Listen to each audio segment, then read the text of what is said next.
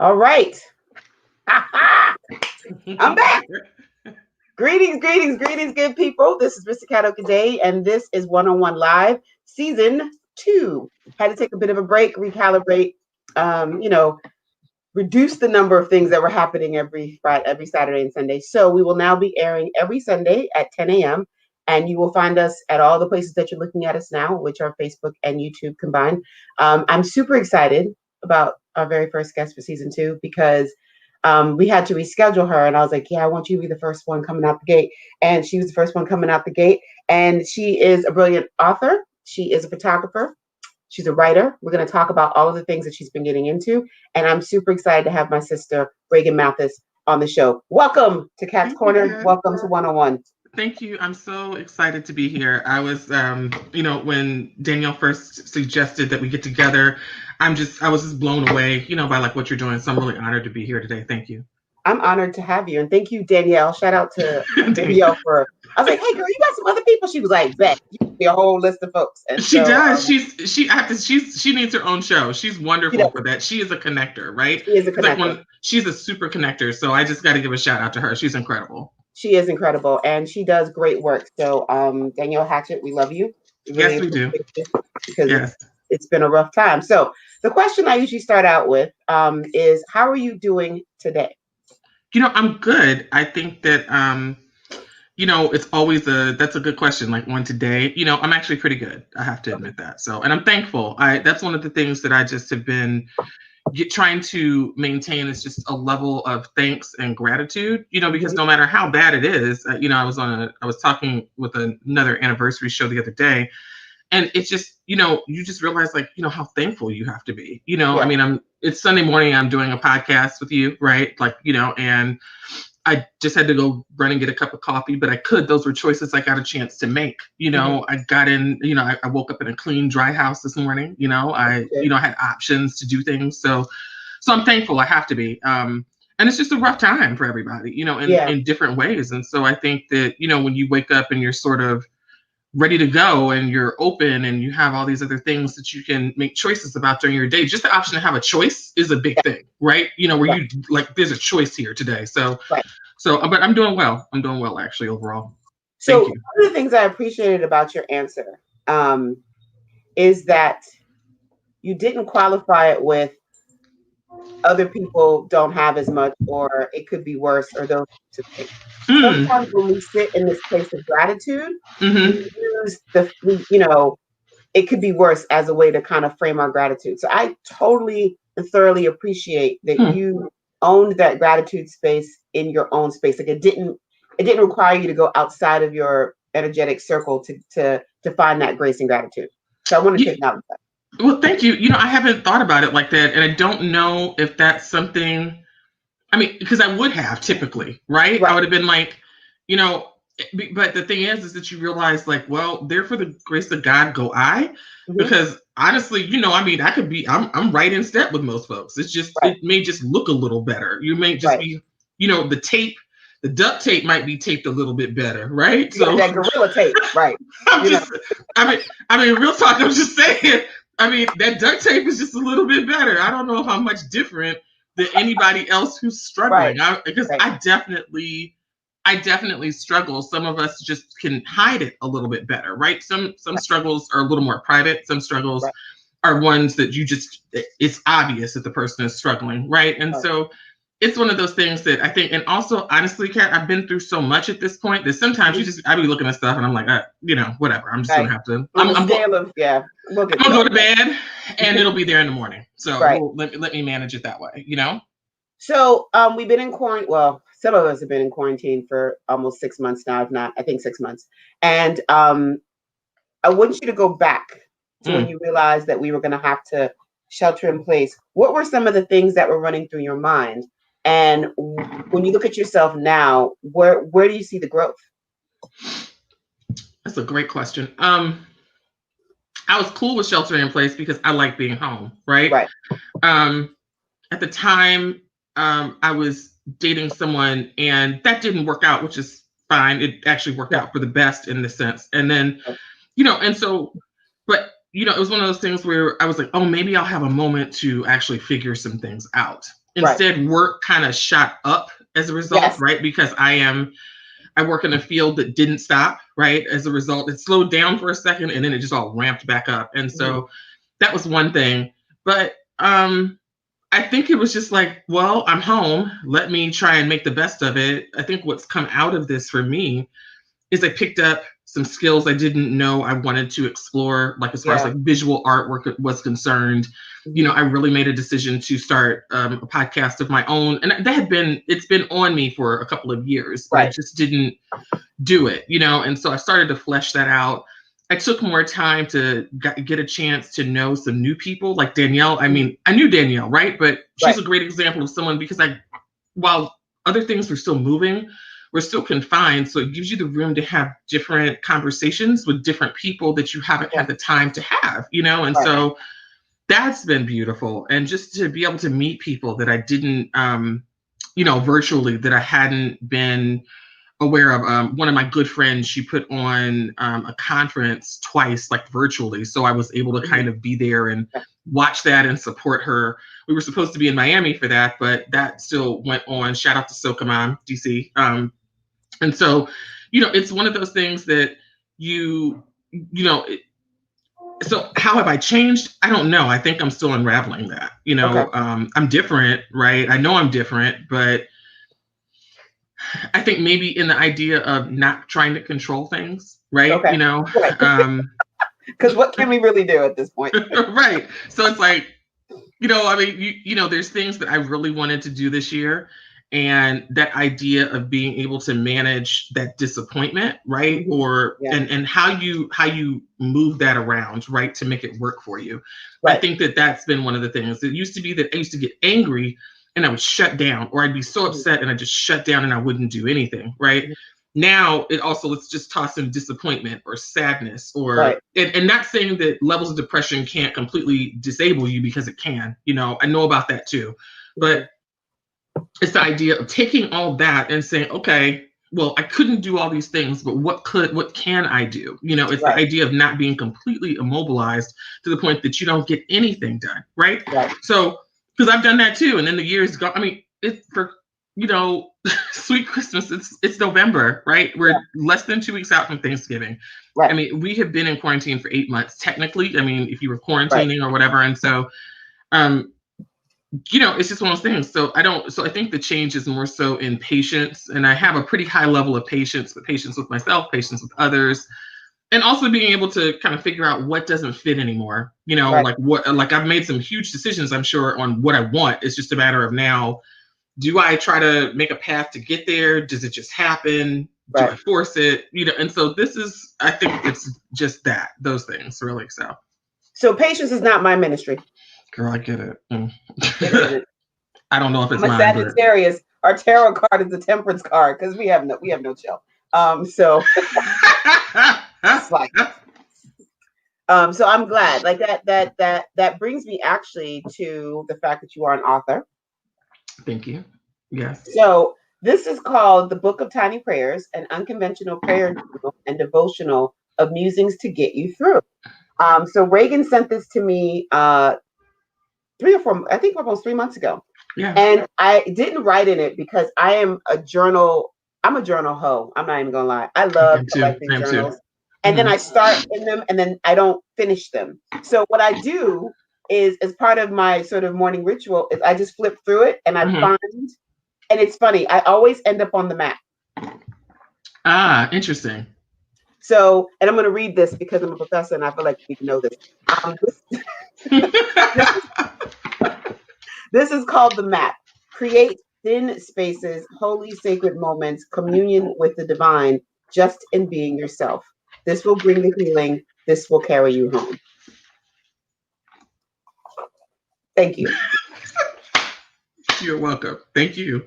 Because y'all need to go ahead and buy this, because this is an important thing. What I like, so just so you know, it is a journal and it's meant to kind of take you through and sort of carry you. And with each page has a prayer and then there's space to write. And I love the little prompts that you put at the top, because I do think that they are, I think when we think of prayer, it's very limiting. we tend to think of it in a religious perspective. Right. And this kind of helps you open prayer and takes it out of the religious context and lets it just be the conversations you have with yourself and with your God force, however you describe that. And I want you to talk a little bit, because I read the blog post where you're like, this was not the book I intended to write, but this is what came through. Can you talk a little bit about what it takes to, as someone who's been blogging and writing for years, how do you decide, how did you bring this together? Because this is really a powerful, tome. Yeah, so thank you. And so I'm so glad that you see it as something that's not a forceful thing, right? And that it is one of those things where it's like, whoever you pray to, it doesn't, and I said that I think in the beginning, is that one of the things was I'm just writing from this perspective, and I like to say that I am, Christian light, right? Which is that I'm the girl who wants to still go on the Hajj. I still want to go see, the largest Buddha in repose. I feel like God will meet you everywhere, which is the whole point, right? Like wherever you want to experience it, you will. The book itself, though, it actually came from a series of tweets. So I had this really, at the time anyway, I thought it was a great relationship. I can't say it wasn't, because it was still pivotal. And that person is still, very much I would say they were very important as far as, how things sort of went in my life and how you see love or what you do, right? And those experiences that you have, and just kind of giving you a mirror to yourself. Like, is this how I look to other? Oh, wow. And I was and I was fascinated by that. And things didn't work out. And so, I just remember thinking like, I really pray that he does well. And it just turned into a series of prayers and thoughts. My grandmother was probably the first person I ever really saw pray, or was one of those people who was just really important as far as how I formed a relationship with looking at nature, looking at people, looking at God, looking at how we talk to other people. And it just turned into the series of tweets that were it was probably about 200 of them. And a friend of mine said, you need to package those. So I sort of put them on Storify back in the day, right? This is like 2014. And so printed it out. And I just found that printout recently, the original printout. And I shelved it away. I was like, oh, I'll turn it into a journal later. And so didn't much think about it. So I was trying to write the book through old blog posts. I had this old blog, my initial handle was From Ray with Love. And I had a blog about that had the same name. And it was on relationships and experiences and things like that. And I was going to turn those into the book. And it just never matriculated. So I had all these things laid out. The content was there. And so one weekend, I was putting these together, and I kind of inserted some of those old blog posts. So some of these are pared down posts, and some of them are just brand new thoughts. It's only probably a few that are from the old blog that are probably comments. But literally, I got it done. Kat, I got it done in a weekend. Of course you did. And so I was like, oh, okay. But then, honestly, to be honest with you, and I don't know if I've told this publicly, so this is probably the first time I've been able to say it, is that the book itself, it wasn't something that I thought I had the right to publish, because I'm probably one of the biggest heathens in general, right? You're thinking, oh, well, why would I publish a prayer? But you're not I'm not a religious person. I haven't been officiated. I haven't been set aside in that way, right? In my mind, and so I put it to the side, because I was like, this makes zero logical sense to me. This is dumb. And nobody's going to read it. They're going to talk about it. It's going to be bad. So I let it sit for 5 years. And then every year I pick it up, probably in the last, I think when I picked it up in 2018, I was reading it, and I let a friend of mine really look at it, and I let her go through just the paper copy, and she looked at me after she read it. She said, is this what you've been holding from us this whole time? I was like, yeah. She said, okay. She got mad. She was like, I need you to publish it. Yeah. And so when I picked it up again, I would pick it up. It's like, Stephen King, Good, Bad, or Indifferent. He always says that you basically write your work and you put it up for like 6 months, right? Yeah. And so I just put it away. And every time I picked it up, it would serve or save me. And so I knew I had something important, right? And then I was confident enough to put it out there. And so then last year, I just said, okay, it's time. And I just pushed it out in November of 2019. So we're coming up probably within a few days, the anniversary of me actually having it available, which is nice. And, ever since then, but I have to say this, is you have to be able to be remotely confident about the work, because there's going to be times when people are not going to just put it to the side and they may not say much to you about it. And so that's where I was. I was in a place where I was like, no, I know this work is good. I know that it's powerful because it's hitting me, and I don't even remember writing it, right? So Right. that's the thing. It's like, okay, this is what it's supposed to be out there. So that was what it was for me. So that's the story, that's the story of the book. But honestly, I also felt, let me just say this, it was kind of like I got this little message that said, until you do what I asked you to do, I'm not letting you, you're not pushing through anything else. So you might as well just go ahead and just put it out there. Right. Thank you for sharing that. I have lots of thoughts. I'm trying to organize them. Yeah. So what happens often is that, so I've been doing, I have a bit of a spiritual gift. So I've been doing readings for people, and it's been picking up ever since the pandemic. Folks who know I do it have been telling folks who they think need it, and it's been this really great exchange of information. And what has been coming up in all of the readings for Black women, so I'm talking to y'all specifically, is how conditioning talks us out of our brilliance. And how conditioning limits our ability to do the work, or, the soul contract, right? You literally, the idea, all I kept seeing when you were talking was you actually having this big bag of seeds. And as you're walking, you're just throwing these seeds everywhere. And the point was not for you to come back and tend the garden, or it's not for you to come back and see if anything grows. It's just for you to throw those seeds out there. Because what you leave in your wake is going to be necessary for that environment. So I see this book as like a big seed, and it'll grow at its own pace. But the fact that you've thrown it out there is the real win. Yes, that's powerful. I'm gonna end up rewatching this and like posting it. And I just want to also say, Danita, thank you. Hello, DH Hadia, I see you.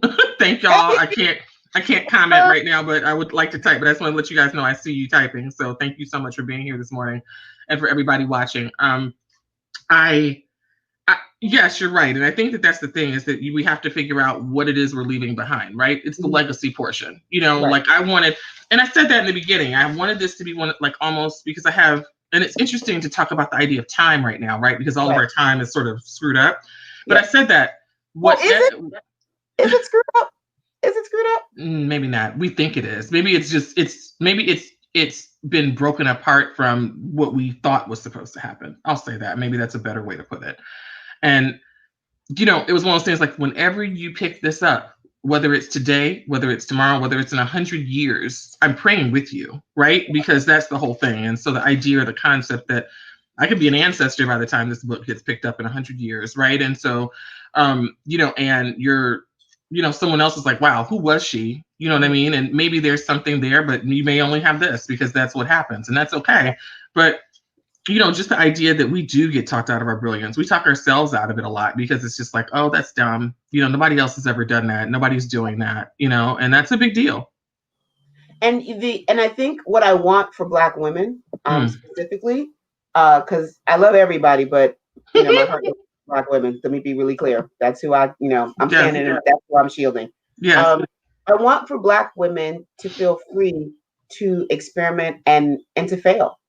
Because I think that's part of the conditioning. We are always meant to feel like you got one shot. If you don't do it, that's it. You'll never get that chance again. And there's so much trash out here. There's so many terrible things that people have no problem putting out to the world. And I watch Black women sit on hordes and hordes of brilliance, because we're overthinking. Should we, shouldn't we? This, that, and the third. And I really like the point, like when I started this live piece, it was really like, I was talking to all of these people on my porch. I was having these porch sessions. People come, drink tea, and they tell me their woes. I was like, you know what? People need to hear this. That's right. And so how I've elevated just in my time in the pandemic is, like you said, learning these new skills. And I'm not saying anything that I haven't suffered from myself. So this is not me coming from I'm on the mountain climbing up with you, like, girl, we got to get to the top of this thing. So, right. So I'm not saying that, yes, exactly. We need more audacity, because we have it when it comes to our hair choices and our lip choices and our earring choices. Like when it comes to how we show up in the world, I think that audacity is there. But in terms of what we, in terms of our personal thoughts and in the things that are internal, we feel like, oh, maybe, do you know how many, like, this is a tool. Like, this is a tool. And I will be telling people they need to buy this because regardless of your walk, there is nothing in here that can't help you. And that's what I wanted. I think that, and I'm gonna just say this, and I could get crucified, and I'm fine with it. But I think, especially as Christians, we're so damn rigid. I hate it. I've always hated it. Right? Just because I choose to go a certain path, or that's the way I am. How come you can't have friends of different walks of life, or faith, Right. or who don't really believe? Right? The whole point is that if that's what you believe, then make friends with everyone. Right? Right. And so that's how I've always thought. And I just always didn't. And I think that's why one of the things I have trouble with as far as like many churches are concerned, because it's not inclusive. It's always, you're damning someone else who's walking a different way. But you choose to also support Donald Trump. And I'm sorry, I probably shouldn't have said that. But still, No, it's okay. I'm just saying that, okay. But I'm saying that it's one of those things that I've always struggled with it. And so I sort of have gotten to a point where I have a very specific search, I would say. I'm like, and I don't even know if I have to necessarily search for God anymore. It's like I get chased, right? And that's what this book is really what it is, right? So that's the beginning. But you're right. I think that, just to go back to what you were saying with Black women, I think that it lets us, I think the hair choices, because if you read about like the women in New Orleans, they were walking quite often, with hair down and everything, and the head wraps became like a way of protection because people were talking about it, right? So we kind of found a way to hide brilliantly in plain sight, if that makes any sense. And as a result, you put your thoughts out there and someone's going to say, no, that's not good enough. Or at work, you have to work 10 times as hard because you are a woman and you're Black. Or for someone to hear you, or for, but they always come to you when they need their life put back together, or everything is, right now is a good example of just the election in itself, or how, and how we voted and how things have changed and how, we can make things happen. So I think that we have been, you're right, we do get conditioned in a way to keep that brilliance close, so nobody knows what you've been doing for the last like 10 years until it's out. And they're like, well, I didn't know you did this or did that. I was like, well, I didn't want to tell anybody because it was going to get ruined, or someone was going to tell you that it was, they don't think you should do that, or, that it wouldn't do well. And hold on, the thing is, it doesn't even come from strangers, right? It comes from very close, usually from friends, from family, from parents, and it takes them to see you start to really move, or like if you're just doing it and you keep moving, it takes them to see that you're doing well. Everyone wants to support a winner, right? Everyone wants to support you when you're doing well and when everything is going well. It's at that baseline where you really have to have those come to Jesus meetings, or come to whoever meetings that you need to have with yourself. And you're just like, okay, I still need to get this done, and I'm still going to do it. So you have to have a level of self-determination. And probably I'd say you still got to have one person who thinks that everything you do is brilliant. I hate to say it like that. You need one person who's like, even if it's trash, you'd be like, yeah, you could cut that up and just use it for something else. Or, yeah, that wasn't your best, but I really do like the way that you did this, right? So they're not going to naysay you to the point where you don't want to keep working or doing anything. So you have to have one. You have to have just one person. And if you get that one, they can sometimes, I guess, hold you together on the days you kind of want to put it down and quit. But it's just like, no, don't quit. Just take a break today and then keep moving the next day. So, but that conditioning is powerful, and it's one of those things you really have to break out of, and it's hard. It's really hard. It is. And I think that it's important. So I'm developing these sort of go-to phrases. Stay juicy is one of them. So please, everybody, stay juicy. Stay more. But you need a shirt. I want to wear a shirt that says that. So. I'm working on that. Okay. Okay.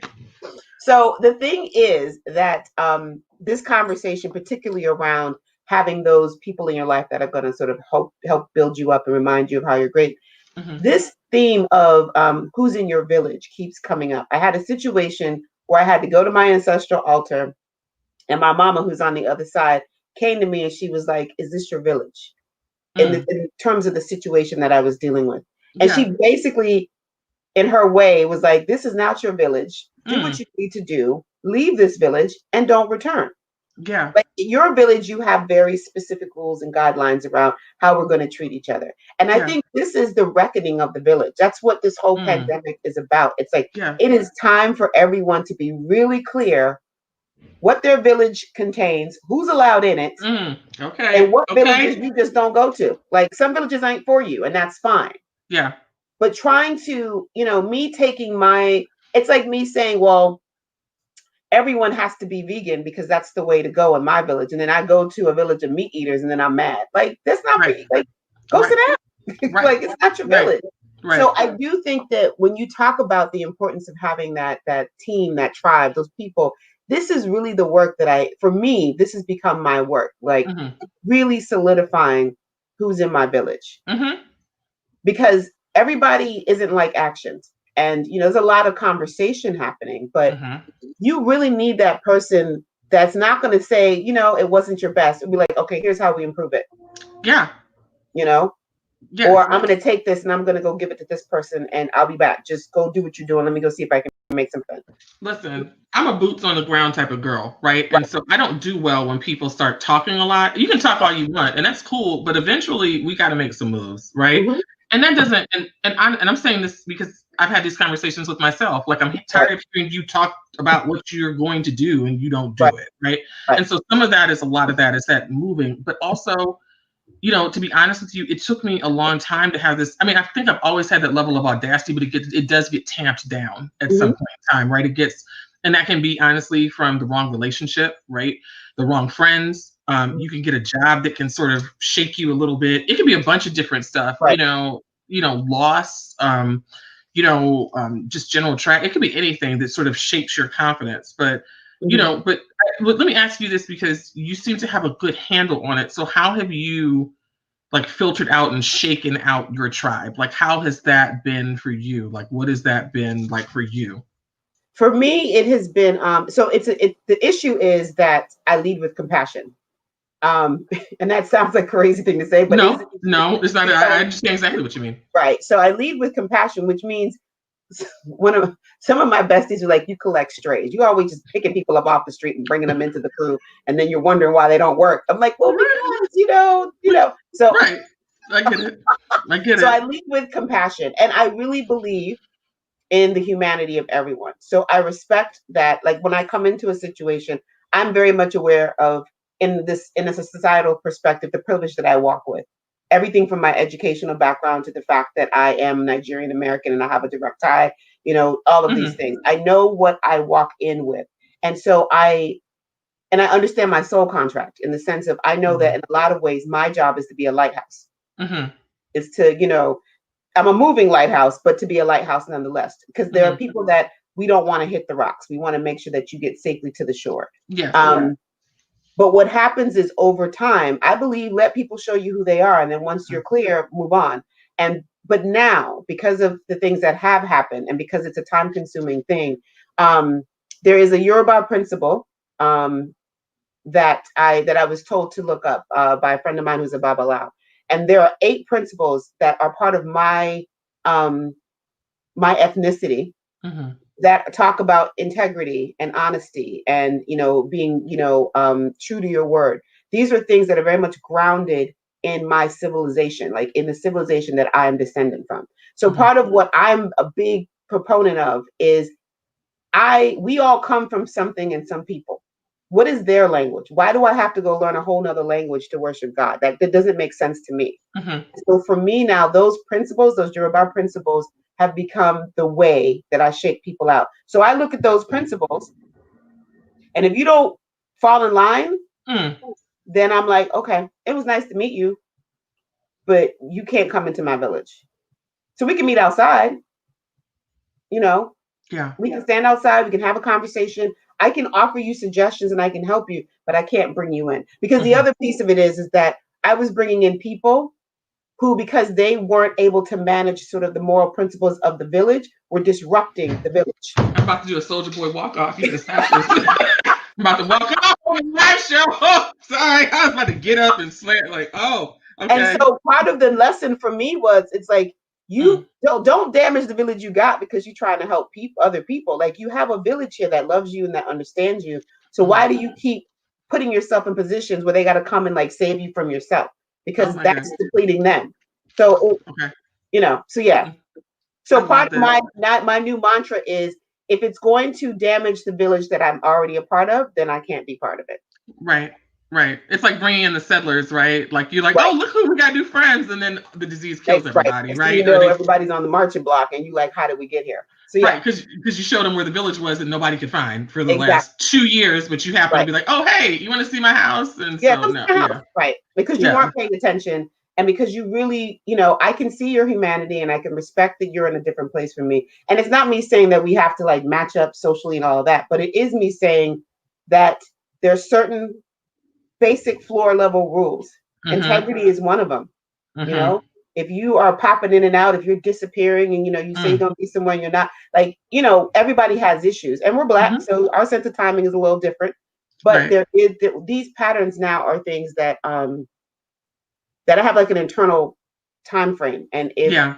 if I start to see inconsistencies in that internal time frame now, it's like, yeah, no, And I agree with you. I think that because as I'm getting older, you realize the importance of consistency, mm-hmm. right? So, and honoring your word. If you say you're going to do something, and and I have that expectation, and it's hard. It's somewhere between expectation and the room for you to maybe have to Right, change that, right? right. But the idea that you can communicate that and that we can work together, and that's sort of because I do put myself all out there, for people a lot of times. And so I Mm-hmm. think that I found that, in making friends, it just depends on, how who you bring in. But I've just really learned to follow my intuition these days, right? Yep. Which is like when I hear it and I'm like, no, I'm going to kind of keep you at a distance. And that's been saving me, I think, but more than anything. Every now and again, something gets passed. Like I'm like, Right. oh yeah, and I'll convince myself based on something else, and then I'll be like, no, I remember. Like, oh boy, who does it? I remember when. I remember that I thought that I shouldn't have done it, and you know what? Okay, and it's just it just means that I was right, and I just need to listen to myself. Yeah, and that's the thing. We need to listen to ourselves, and we need to listen to our ancestors. Our ancestors don't want us to suffer, and so when you sit with your Mm-hmm. people are looking at you like, oh, why would you do this? Like, why would you? Like, because that's like, I have one ancestor who's like, he's funny. I don't Mm-hmm. know who he is, but he's like, he'll say some stuff, and it's just like, oh my God, why are you? Like, so this is what we are doing. Okay, he'll just Right, walk right. away, and just in saying that, I'm like, okay, this is probably not a good idea. This is it clearly. And you know what? It's funny because I have like I just created like a small wall with the Right, photos. And so I haven't been able to, I only got a chance to meet one set of grandparents, which are my mother's grandparents, and I was raised by them. And so they're very important to me. My father's parents, though, I feel like his mother, it's funny because every time when I see him, he'll say, you look more like you keep morphing back into my mother right, or I'll morph into my grandmother in some right, ways. But on her side, my maternal grandmother, there's two others, right? And I think about her mother and father, and then I think about her grandmother, who I only, and her grandfather. And for some reason, it's her grandmother and grandfather, and I feel like they'd be looking at me like, what are you doing? Like, what are right, you doing? Like, seriously, like, no, what are you doing? Like, right. it's almost like, and I can hear it. I don't know who it is a lot. It's like, just what are you doing? Like, seriously. And this is the thing that's going to save us, to be honest with you. This connecting to our ancestral lines and Mm-hmm. finding ways to bring them in. Mm-hmm. So, and some of the things, some of the readings that I've done for people, like there's an ancestor that wants coffee. So even just having a coffee mug with some coffee and just Yep. for them, it brings them in. And that wisdom, because it doesn't die, it just gets transmuted somewhere else, right? That's So right. That's right. we need that right now because they're all looking at us like something is wrong with every last one of y'all. We did not Mm-hmm. go through all of this for you people to be sitting here, carrying on in this way. Like I've had readings where I've had to tell people, your great grandmama wants you to wear something besides yoga pants. Ooh. You know, we Mm. want you to, like, you've forgotten to live. And yes, this is a very dangerous time and people are feeling some way, but you can put on a lip. You can comb your hair. So I'm that friend also who says that to my friends, like, could you actually go comb your hair for me? Because I like, I know that you don't want to, and I know it's a pandemic. I get it. I totally get it. But can you just pull it together so that one day when the people call you and you have to pull it together, it's not a struggle. You know what I'm Right. saying? So you don't know when you'll have to show up and be a certain way. I understand, but we're still creating videos from home. So But I it's also mean, the ritual of yes. care and preservation. Ooh, yes it is. So Yes that's it the is. other piece. Like for them, it's not about like for this one sister, it wasn't necessarily about being ready for prime time as much as it was when you throw on these outfits every day and you don't think about it. You know, it was a beautiful old woman. She was really old and she had on this beautiful red dress and she had all these bangles on. And it was this moment where I had to tell my friend, like, look, I don't know who this sister is. And but this grandma wants you to stop wearing these clothes and put on something bright and vibrant and, you know, take your hair out of the bun and just kind of, you know, even if you're just dressing up to go to the grocery store, like do that, because it is about self-preservation. It is. And one of the things that's happening for a lot of us is that this thing is really taking us out of ourselves because we can't move the way we're used to. Mm-hmm. But it's also creating this sense of despair because we don't have a national plan. We don't know what the hell's going on. Mm-hmm. We're actually out here having to fend for ourselves. And it's amazing what a red lip will do for you. Please tell the people. Please. And I know you just need a red lip. Can you just tell them? Like a lot of times people are like, why are you always in red lipstick? I'm like, have you ever, do you wear it? And they're like, no, I don't think I find the right red. I was like, I personally like I've had to go through enough where I like the ones that are blue based, right? I know that, right? And so I could ask, you know, intelligently when I go in and say, hey, what about these? And what about these?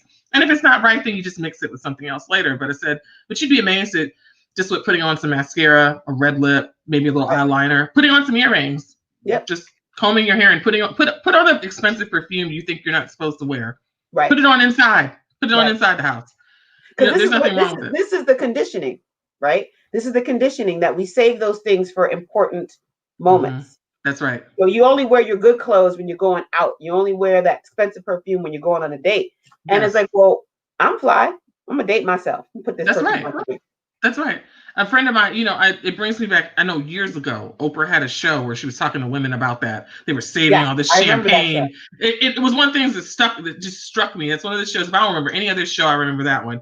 And they were saving all this stuff, or the good sheets, or all this other stuff until they got married or they were dating. Right. Now I'm like, no, yeah. So hopefully it'll happen. If it doesn't happen, it's okay. Why can't I make my house nice? Why won't you decorate? What are you waiting for? You're waiting to move into some brand new house. What if that never happens? Right. What if you're in an apartment your whole life? You're afraid to hang something on the wall. If you don't put that picture up, girl, if you don't go buy some art and put the pictures up or whatever and go out and like, you know, paint the wall. Oh my God, you know, like do something a little dope. Wow, you know, put the razzle dazzle out there and, you know, put some wallpaper up. I don't know, but you know, do something different. Those sheets you're saving, the expensive towels that you don't want to use, or the soap or whatever, use it all, because right now you better enjoy it. You know what I'm saying? We don't know there's no telling what's on the other side of everything, but everything is changing and it will be changed. So enjoy it. You know, enjoy it. If I want to go do something or I want a good meal, why can't you go do that? You have to wait for everybody else to say that you can have it, to go out and take yourself to dinner. You can't right now, but you can go get the carry out. You know, the other piece to that, and if you're a Gen Xer, this might resonate a little bit more just because of where we come in the timeline. It occurred to me one day that, you know, that saying, you're your ancestors' wildest dreams. Our mothers, like my mother never lived by herself. She went from living in her father's home to marrying my dad and coming to America, and that was it. She never actually had the experience that I've had to have her own home without children and just have her own space to kind of just figure her stuff out. Right. And so sometimes when I think about what you just said, I think as women, we honor our mothers when we do take time to do those things. Yes. Because a lot of our mothers, by the time they were our age, they had children. You know, that whatever little bit of time they may have had, it wasn't theirs for too long. And then children came. And so the $15 soap is a little bit harder to manage, or, you know, the luxury sheets. And so there is this really powerful point that I think to be made where it's almost like there are times where I feel like I am worshiping and honoring the memory of my mother by simply putting on a red lip, putting on my jewelry and walking around the house. No, listen, Kat, a friend of mine, Rochelle, she is the creator and owner of Ryo and Honey and has the pendants, you know, that are. Oh, we need to get her on the show. She is incredible. And she said the same thing. We were talking about just from a perspective of ancestors. And I was saying how I thought that my mother should have had so much more in her life because she was so creative. She was a force of her own, Right. and she said, well, that's your job to do that. In her memory, that's your job to live, the way that you think that she should have lived. So if you thought that she was supposed to have that amazing home and this amazing life and do all of these things, then it's your job to then continue that process. Right. And while I don't have children, it doesn't mean that I don't affect other young people. And I think that that's been a conversation I've been having with myself, because we get so conditioned as women to say, well, if I don't have children, what's the legacy, right? Or what do I do? Or who is all this stuff going to go to? And so that's a larger conversation to have, but that's not the only thing that's not the only way I make a difference. It doesn't mean I can't take care of the children that are here on the earth, right? That could be something that I'm supposed to be doing as time goes by. And so I think that we always believe that there's only one way to make a difference as women. So what you're saying is something that I've heard. That's what I'm saying. I'm acknowledging that was told to me before. And I do agree, in the sense that if I'm doing well, then that's an indicator. But so many of us have that, what is it? It's survivor's remorse, right? And that you're doing better than maybe someone else, or you're doing better than your family was doing. Right. And you're almost afraid to share it, or afraid to be, I know for me, I've been hiding for a long time. You're afraid to share that things are going well.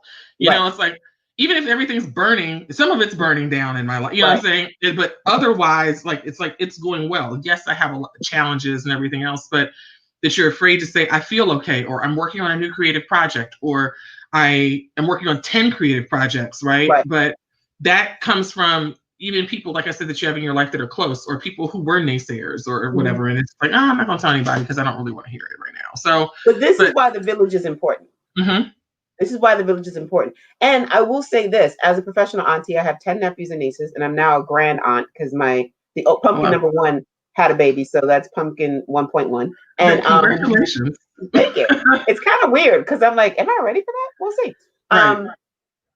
It is important. And I was I'm part of this Clubhouse group, and we were talking about this. I think for all of us professional aunties who do well, live well, who are adventurous, who like to do all kinds of weird stuff, it is so incredibly important that the youth around us, specifically the younger girls, they see that there is an option that doesn't always, like if I had an aunt like me when I was growing up, I think managing my long-term singleness would not be as tragic. Because I would have seen someone who's managed it.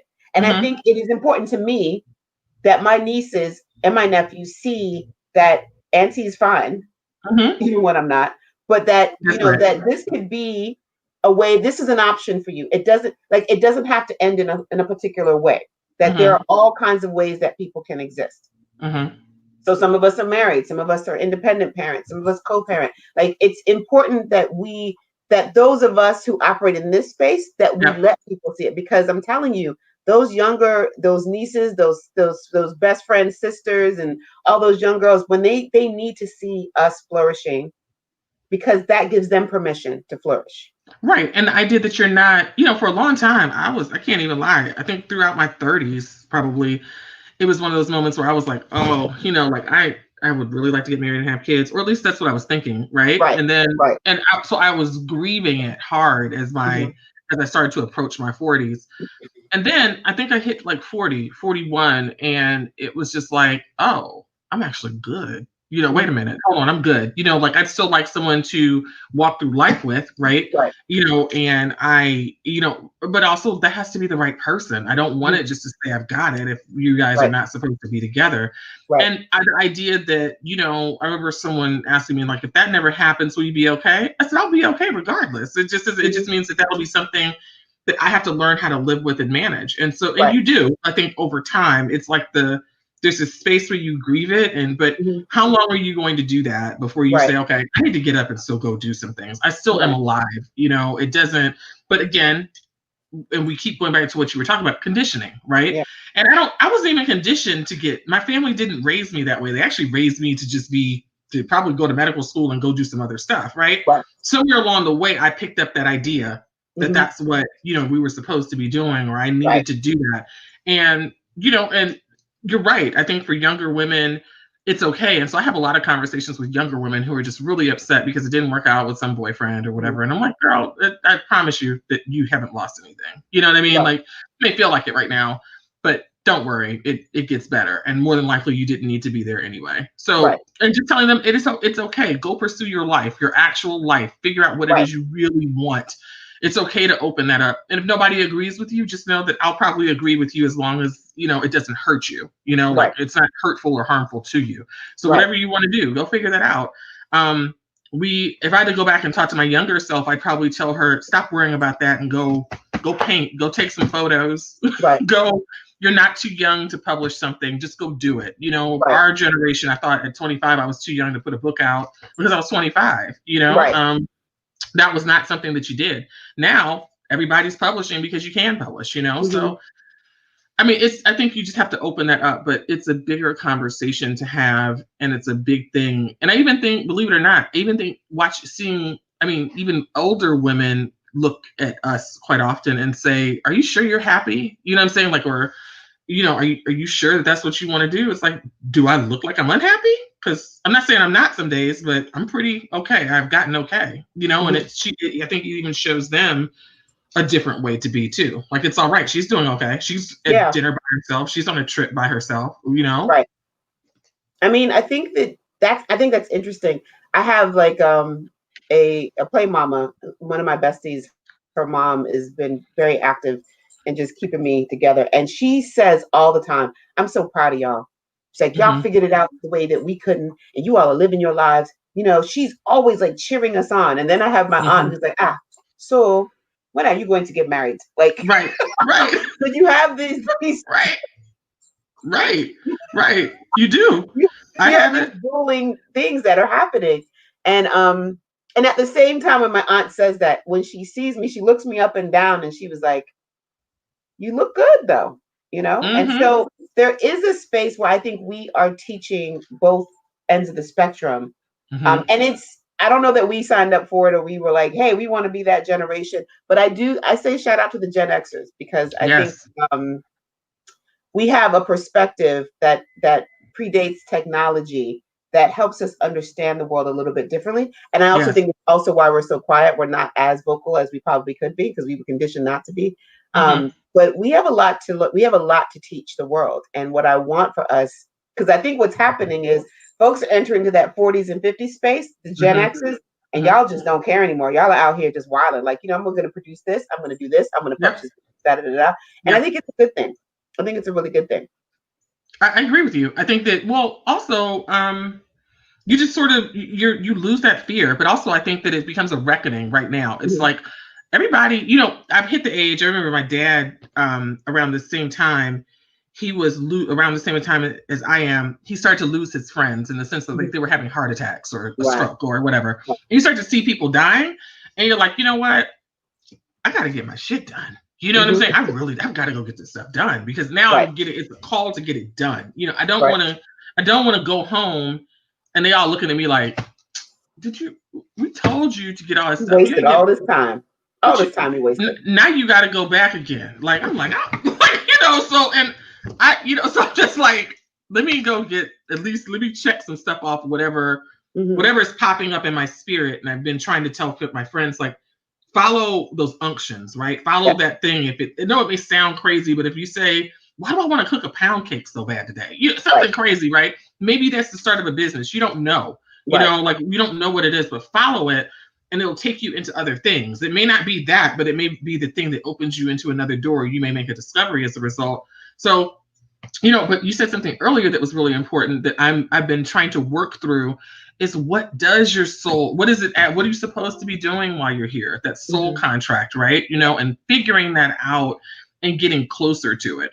And the closer we get, I think the more afraid we are, because it's going to give you a bunch of answers that you're like, oh, now I have all the answers. Now I actually have to take action. So, can you talk about that for a second? Well, yeah, I love it how you're interviewing me. This is well, shoot. I mean, I'm trying to get my information. Like, what's up? You know what I'm saying? Like, wait, what? Like, help me saying all this stuff and not explaining it. So for me, So I'm telling you, I just say stuff and I'm like, I should probably explain that. So I believe that we all come back agreeing to do certain things. Yes, I agree I with that. believe that we set soul contracts like, okay, I'm going to come back and, I'm going to be MLK, or I'm going to come back and I'm going to be Fannie Lou Hamer or whatever. Right.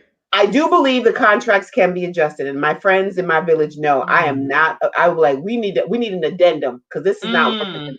So I do adjust my soul contract because I'm like, this is cute, but y'all not gonna take all my light.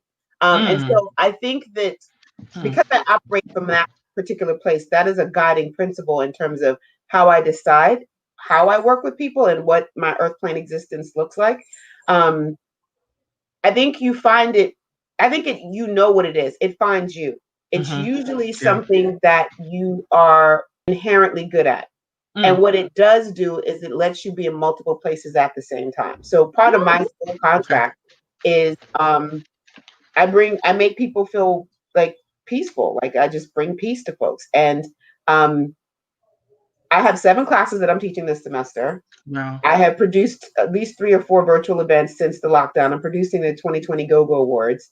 I've been watching you. I'm like, how's she getting all this done? So, but okay. Believe me, it's like it's duct tape, some chewing gum, and like a whole bunch of cardboard boxes over here. It's the best stuff. Started an apothecary. Have my own brand with my sister. Like when I think about all of the things that I'm doing, it's a great deal. But how I show up in all those spaces, the multiple spaces is necessary because my soul contract requires me to meet people at a soul level. And the only way I can do that is if I operate in multiple spaces. So, whether I'm accidentally like yesterday turned into like a impromptu meeting with one of the clients that I'm working with, and he has asthma, and he had to stop by my house to get something. So I gave him some chlorophyll to help with his asthma. That's how I operate. So, if you come to my house, I make a tea blend for you just because I've read your energy and da-da-da-da. And because I know what my soul contract is, it lets me operate across the board in the spaces. And so I know that part of my soul contract is to be the light, is to be a light. If you're about to hit a rock and you come into my purview, I'm like, okay, let's go this way. That's my thing. If that means with my students, it's like, okay, let's go over here and let me talk to you. Why are you not turning in your work? What's going on? And before you know it, they've told me their whole life story. I've given them, I sent a student some crystals and some sprays because I was like, you need to calm down because you got to get through this. Yeah. But accepting your soul contract is a very hard thing. Yeah. Because it feels like, when do I get time for myself? Which is why I believe in adjusting the contract. Like I think my original contract would have had my ass staying in one place, shining lights. And I'm like, no, I need to travel. I need to travel well. So I ended up with a brother who works for Delta, and I get to travel well, and I get to travel for, pretty cheap. So you can adjust the things, but it's usually something that you already inherently do. It's not limiting you in your earth plane existence. When you activate it, it opens more doors. Right. Okay. So, that's fair. Okay. Yeah. I like that. That makes perfect sense because, to me, it's also one of those things where, from just listening to you talk and you're talking about that, it's like that whole thing about agreement and accepting it. But what I've learned is that everything is real rough and crazy until you get on to it, until you make an agreement. You're right. So I may have to make an adjustment to it. I may have to have a talk about it. Like, okay, this don't work. Like, if y'all really want me to do this work, this right here doesn't work. And so we need to make an adjustment. Right. That energy, that's what you need. And I've had people, because conditioning, goes back to conditioning. We've been conditioned to believe that our connection to the universe is unidirectional. God tells you what to do and you go do it. And I was like, no, we need to have a conversation. So I've actually told my people, like, if you want me to do this work, I need to be comfortable. I need certain things. And if I don't get them, I'm not doing this work. And they looking at me like, oh, really? And I'm like, yeah, because I'm on this side, you're on that side. We got to work together. It's the puffy standoff watch, right? Where it's like, so what y'all gonna do? Because I can be here until God calls me home, and I can go be shiftless and go mind my business and drink my wine, and I can go to work every day, and that's all I'm gonna do, right? So if you don't give me the, and I think that fire does have to come with them, because I've definitely had those talks with God, like, you gotta fix it. You're gonna fix this. because I can't do it, and this isn't my fault. You put me in this situation, so help me out. And I mean, and I think that people think that it's not, but I'm just like, so I used to tell people, I said, God and all of them can handle it. You know what I'm saying? Like all the stuff they're putting on me, we gonna have a talk about that, right? Like, or or you need to rearrange some things over here. And I'm very vocal in that sense. So I'm just like, no, this ain't working. So, and I know I need to have some talks about some other stuff because I'm like, I need some things. And let me tell you something. Every time I get upset and I'm like, this is not working, there is like, an astral negotiation table comes and then we sit and we talk and we're like, okay, I love this. what, and there is a negotiation. Like I was dealing with something last week that felt like it was like I was falling under the weight of it. It was terrible. Yeah. And I was cussing and screaming. And what was sent to me were all of these very specifically male voices that affirmed me, that were like, no, this is not an issue. Don't make this your lens, in their own way. And they kept me from going off the deep end. Right. And it was like, okay, sometimes part of the negotiation is that you get sent someone to make you understand the journey a little bit better. Yeah. Because it's hard. Because not everybody's operating in their soul contract. A lot of people are like, fuck that contract. I ain't doing it. No, right. No, I don't want to do that. I'm not doing that. I'm not doing it. It's just like, I'm not doing it. I know what I agreed to, but now that I got here, this is too hard and I'm not interested. And so, the thing for me that I've come to understand is that part of my job at all times, when you're following your soul contract, part of all of our jobs is to show up in that way, because we're supposed to spark the next folk. So when you sit on your book, or you sit on your brilliance, the people that need to be inspired, who are looking for you to inspire them, right? When you wait, they have to wait. Because part of what's happening is you're tied to other people. So I see our soul contracts as like spirals where we're all kind of tied to each other. So if I don't show up in a certain way that honors the contract, then the other person that needs to get inspired doesn't get inspired. It just that's kind of how I've been seeing it. Right. You're holding up other people from getting their stuff done. I remember, I was having a real hard time. This is many years ago. And it was one of those moments where I was just like, I don't know if I'm going to make it. I just really don't. And I remember talking to a good friend of mine who's like my brother. And I just remember him saying, he said, Reagan, you are one of, and he meant it in the best way. He said, you're one of the strongest people I know. I have watched you go through so many things. He said, if you don't make it, what happens to the rest of us? He said, because there's a bunch of people watching you that you don't know are watching you, and they're not nearly as strong as you. Right. So you need to get your stuff done. Let me help you and let's figure it out, Right. And so I feel like that goes along in the same vein. But yeah, you're right. With, the stuff I'm supposed to be doing, or, if I didn't put the book out, I feel like there's one person, or there could be 1,000 people at some point in time that see it. They're like, okay, this actually saved me here. You know what I'm saying? Right. Or this gave me a little bit of freedom. And so I feel like that's what we're supposed to sort of, you're right. I mean, but it gave me something to think about on today. I mean, I'm really sitting here like, okay, what am I supposed to? I feel like I'm operating in parts of it, but it's like I haven't really cracked it open fully. Well, and that's the beauty of the pandemic. It's taken away a lot of people that we love, and there's a lot of sadness associated with that. But it is really an opportunity to sit and figure out what part of the contract are you going to knock out next. Okay. Because in a lot of ways, for those of us that are going to therapy and taking care of ourselves and, asking these questions, you're on the path, you're doing the work. It's just now, I think what we're being asked to do is be cognizant of the work and be conscious of how we're moving in that space. And and for me, it's changing how I deal with people and who I deal with in general. Just is. And I'm thankful for it, because I think it is important to own the space that I'm in. But I also realize that if I'm going to sustain in this body for however long I'm supposed to be here, I got to change up a little, some of the way that I need to process and vet people faster, so that, I can move on to the next. I agree with you there. I totally agree with you there, which is that, it's not that you linger for 2 years and I'm like, okay, this was 2 years too long. You should have been out. You should have been out month 1, month 3, and I would have figured it out. Like, okay, you got to go. Right. And the thing is, there's no shame and I'm not going to beat myself up, but it is important to move things a little faster. Agreed. I agree with you. That's This, something I would want to. oh, child, I didn't know, this conversation is, I can't believe we're almost out of time. And I'm like, yes, we are. Dr. Reagan some more. I know. So I felt like when you invited me on, I was like, we're gonna be friends. That's what I felt like. I was like, I don't know why, but I was like, we're about to become friends. As soon as I was like, yeah, I'm about to be all in your business. Ask me what's next, what we doing, how you make it happen. And there's That's some things that I'm working on that I definitely want to pull you into. I would love to be a part of it. I would. So Thank you so much, Reagan Mathis, for being amazing and for blessing us with your presence today. Please follow her at Vermilion Pearl on Twitter and Instagram. Go to her site, united1975.com. And y'all love Black women so much because we saving lives and keeping people out of go and buy this book. And Christmas is coming. Folks are not going to be able to have the holidays. What you can do is gift these pearls of wisdom to as many people as you know. Like buy multiple copies. I appreciate that. Thank you.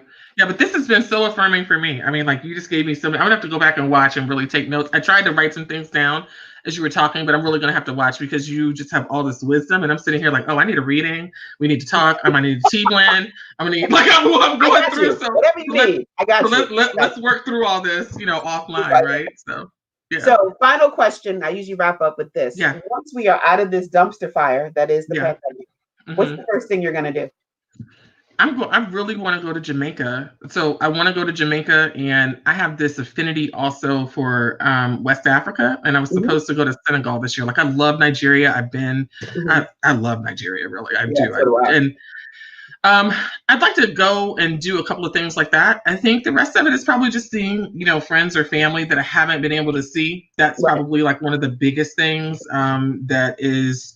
That is on my mind right now. So, and also, a big thing is I want to throw a couple of parties. So that's been on my mind. Like, what does that look like? I want to be able to throw like a couple, and if it's not just like a day party or like a couple of day events, where you are doing something like what we're doing here. Right. And, for women, and then, maybe one where you get a mixed group as well for men and women, but I was just thinking of like, oh, I want to throw the nastiest party. You know what I'm saying? Like, let me go hurry up and see if I can just buy a house real quick and just make my neighbors mad. That's the goal, right?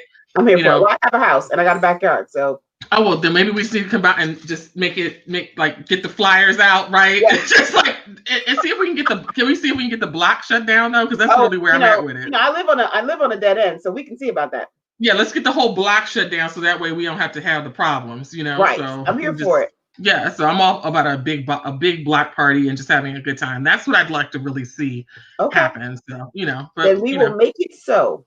We will manifest that. Well, I've been looking forward to this, so thank you for having me on this morning. I appreciate that. Thank you for just being willing to be my first guest out of the gate for season 2. Hey, let's get it. I know it's going to be fantastic. Yes, I appreciate you all for tuning in and your comments. Please share this across the stratosphere. I need like 15 more subscribers on YouTube for me to get my little custom YouTube link. So go ahead and get your girl some extra subscribers just because, I'm trying to make this happen. And, as always, for all the people that support us, we really appreciate you. It means a lot. There's a couple of you that, I'm looking like, okay, y'all need to be guests. So I will be emailing you. Thank you to Dana. Yeah, y'all be hiding. Don't hide. I'm coming for you. Thank you to Dana, who has been helping me. She's been helping me organize my life. She's a treasured member of my village, and she's always sort of got my back. So thank you, Dana, for stepping up to help with that. And we will see you all next week. Next week, our guest will be Jide Ipaye, who is the founder of Kicks. It is a Lagos-based sneaker brand company, and he is trying to make his mark in the U.S. So we'll be talking to him. And yeah, we'll be back next week at 10 a.m. Thank you all for tuning in. Have a good rest of the day. Okay. So this is the part where it gets tricky because I got to remember how to turn this thing off. So we're still live as I chat. Let me just see if I can take us out. This is always the part. We leave it for real now. We leave it for real. Take care, everyone.